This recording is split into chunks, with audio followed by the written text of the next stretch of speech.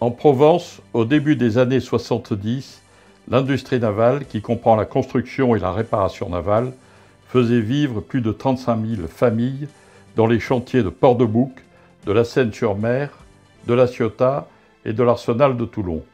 La réparation navale marseillaise employait plus de 10 000 personnes et réalisait 60% du chiffre d'affaires de la réparation navale française.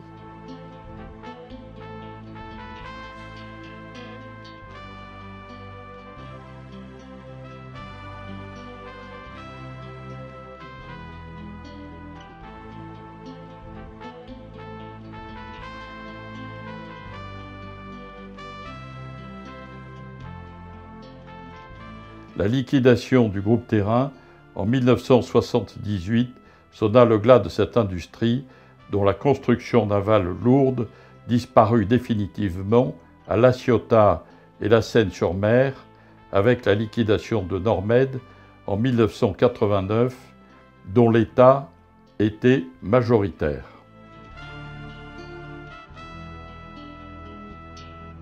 C'est dans ce contexte que fut créée le 13 octobre 1982 l'Association culturelle de la réparation navale marseillaise par François Vidal, prêtre ouvrier chez Sud-Marine, filiale du groupe Terrain.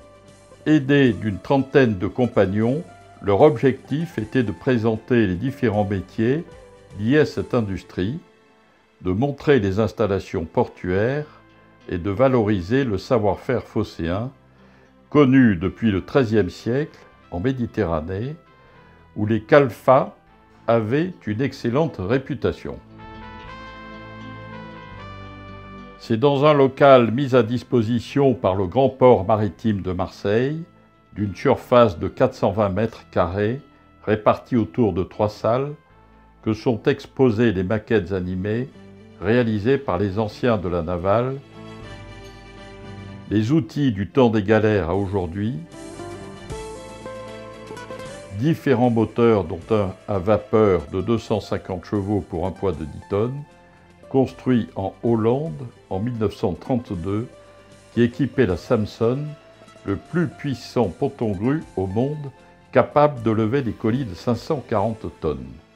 Une maquette construite en 1953 montre le mécanisme particulier des moteurs Provence d'Oxford assemblés à Marseille dans l'actuel marché aux puces. Le fonds de la navale contient de nombreux documents techniques, des photos, des films,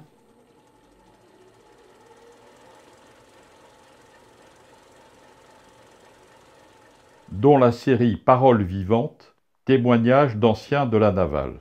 Qu'est-ce que vous pensez de ce métier? Je l'ai aimé. On était vraiment des copains, on avait tous 20 ans, quoi. On allait travailler plutôt pour le plaisir. La formation, la formation, la formation. Je leur souhaite la même chose à cette jeunesse. Ces enregistrements se poursuivent aujourd'hui. Une bibliothèque est à la disposition du public. Des ateliers de maquettes et de matelotage sont proposés. La richesse de ce fonds, unique, inspire historiens et scénaristes pour la création de capsules temporelles, voyages immersifs dans cette industrie, préfiguration d'Immersium, projet soutenu par la navale.